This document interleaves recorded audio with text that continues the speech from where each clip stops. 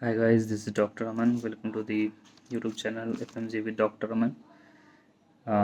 In the previous video, I have told that I'm going to start a series of general surgery in which I'm going to talk about the each and every units and whatever the important subtopics from that unit what is going to asked in the FMG exam frequently. So today I have planned to talk about the general surgery unit, and what should we study in the general surgery unit. How do we solve the FMG questions, whatever the topic is frequently asked. I have mentioned. So I'm going to say one by one from the name of the topic. So the as we start the general surgery, the first we encountered the pre-operative cases. In pre-operative cases, we have to know that how to admit the patient. Like we have some definition. We have to know what is the near miss event, what is the missed event. Okay, what should be the form of consent from the patient? Like should be the written form. This is the best form of the consent. After taking consent, we have the sign out technique, sign in technique, timeout technique. You have to know all three technique. What is in the sign in, sign out, and timeout technique. These three technique you have to know. After knowing this technique, you have to move further. And in the general surgery, generally we talk about the what the frequently asked is the mainly the sutures. Okay, so sutures we have to know. In sutures, we have to know the color coding of sutures, color coding of sutures, the types of suture, what is that made up from. Like we have the suppose we take the chromic catgut that is made up from the sheep of mucosa of the sheep. So that you have to know, and after knowing the suture, their color coding, you have to know the types of knot. What kind of knots is this? Mainly the image based question is asked from the knot. Like in this exam July, in which I was appeared in this question, there was image based question from the continuous interrupted sutures. So you have to know all the images of the sutures. As we move further, you have to know about the what to say, the catheter, drain. I mean the cannula. You have to know the name, the color coding of cannula, and we have to know the maximum size of cannula and their flow rate. You have to know. Okay, just the maximum flow rate. You have to know. After that, we have to know the Foley's catheter size. What is the Foley's catheter size and their color coding as well. Like we have the cannula color coding, we have the Foley's catheter color coding as well. So you have to know that. After doing this, you have to know that what to say. Yes, calculation of the blood loss. How do you calculate the blood loss? Like we calculate the blood loss, like we in the surgical ward during the surgery. If we have one full fist clot, that is 500 cc. If one soaked mop full of blood, that is 1000 cc. So you have to know the how to calculate the blood loss in the general surgery. Okay, then you have to know the position of the OT table. Okay, position of the OT table, position of the patient. Like we have the Trendelenburg position, we have the reverse Trendelenburg position, we have the jackknife positions, we have the for the kidney position, we have the Rose position. Rose position is very important during the thyroid surgery.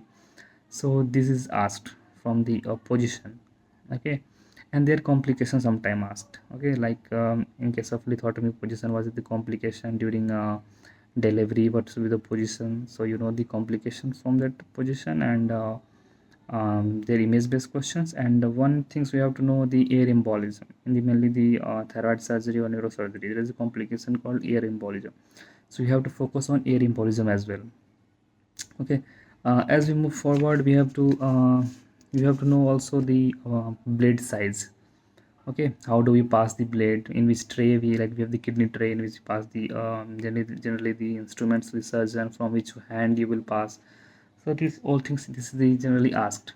Okay, so you have to know the blade size. Like we have the 11 number, 22 number, okay, 12 number. So like incision and drainage blade 11 number frequently asked, 22 number abdominal incision question generally asked. So you have to know the what to say, the image of blood and their sizes. Okay, then we have to know the energy sources. Energy sources in which we have to study the monopolar cautery and bipolar cautery, their uses, their contraindications. Two things we have to know just. After that, we have to know the drains. In drains, we have to study mainly two drains. One is the Jackson pad drains for the abdominal incision, and one is the Romovac incision, what we generally use during the breast surgery or thyroid surgery. So Romovac and Jackson pad frequently ask image-based questions, and they ask generally that what kind of drain is it?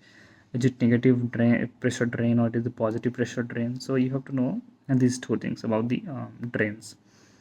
Then of course you have to know the post-operative cause of fever. This is very important, like what is the cause of fever on first day, what is the cause of fever on second, third day, fourth, fifth day, sixth day, what is the burst abdomen, what is the reason of burst abdomen, okay, and how do you close the burst abdomen. So this is important, like first day we have atelectasis, second days we have the superficial thrombophlebitis, on around 5 to 6 days we have the burst abdomen.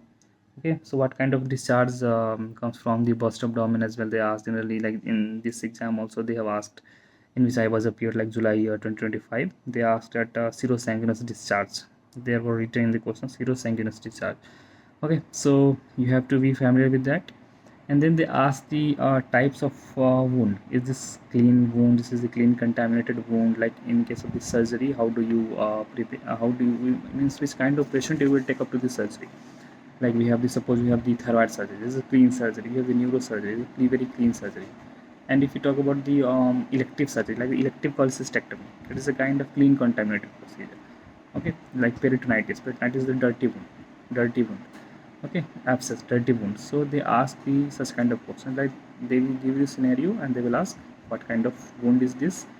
Okay, so this is the question. Then you have to know about the ASA grading. ASA grading is, guys, very very important.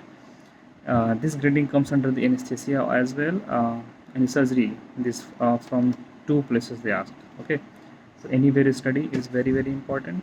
In this mainly you have to know, like if suppose they ask you they will give you the basically scenario that suppose there is a patient who has a very good control of diabetes mellitus. Okay, in which ASA grading they will comes to.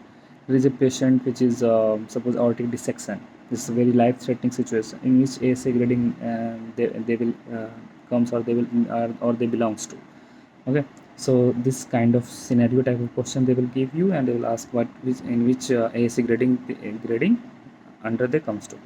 Okay, and after that we have the what to say, yes, there are types of the parental nutrition. In parental nutrition you have to know generally the total parental nutrition. How do you give, what should be the route, okay, what is the ratio of carbohydrate, protein and fat, what is the percentage. You have to know what is the complication of central vein catheterization.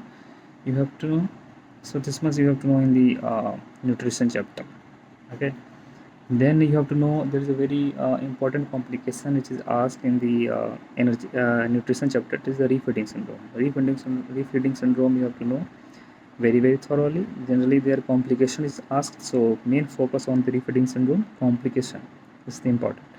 And the last, what is this, the I mean the so-called, you can say this is the father of general surgery. This is the most frequently, and I mean this is not just a surgery chapter, this is along with the medicine, anesthesia, and at so many places. That is the shock chapter. Shock, you have to generally know about anaphylactic shocks and hypovolemic shock in details.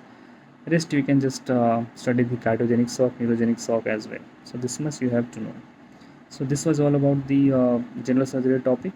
So you have to know at least this much, not at least, only this much. This much is enough for, I think, to solve your PYQ, your GTS questions. So whenever you go to solve your PYQ question, you will encounter majority of questions from this part, from the general surgery topic. So just study this topic. If you have notes, you can mark the topic and these topics on your notes, or you can make your own notes, whatever feels easy for you.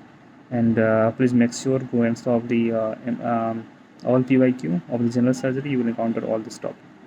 So in the next video I will come with the another section, and I will discuss one by one from the each and every unit, like that, which subtopics you have to know thoroughly. Okay guys, so this was all about this video. We will meet in next video with another topic. Good luck guys, bye bye.